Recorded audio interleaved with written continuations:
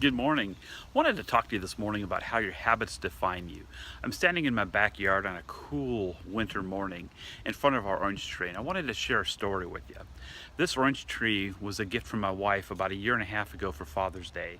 And this orange tree was given to me as a gift, and we dug down into the Alabama clay and soil, dug down several feet, planted it, watered it, nurtured it, fertilized it, and at the 1 year mark, we actually started to have some fruit, some little green things started to grow on it.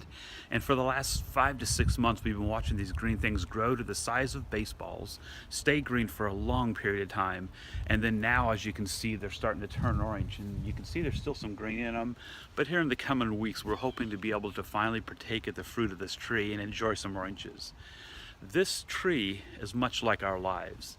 Your habits define who you are, but your habits take time to develop. The thing I wanted to chat about today is when you look at your life and where you're going, where you're wanting to go, where you feel called to go, where your passions are driving you, the challenge that I encounter and have to continually remind myself to walk through, and then I'll challenge you to think about and put some thoughts into as we prepare to wrap the year up is, what are your habits and where are your habits taking you?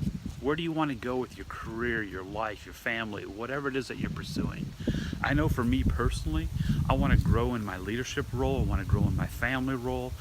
So there's things that I am now doing and putting into play next year. Simple things, but little things that'll drive behaviors that eventually in time become habits. I'll give you a couple examples.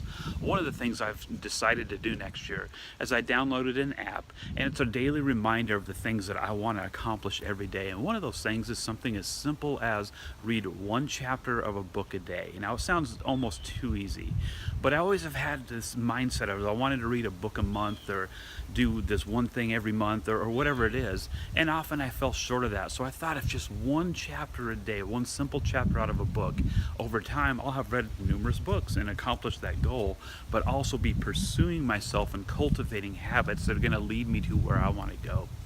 So as we start to wrap up 2016 and prepare for 2017, much like this orange tree, I want to challenge you to take a look at where your life is going and where you want to go and start to cultivate the habits now on a daily, weekly, monthly basis, whatever that time frame is, so that in time you can enjoy the fruits of what your pursuits are and sit back and as you're still continuing to grow and develop and pursue things, but sit back and see the difference of where you began and where you are and what those habits are that took you there.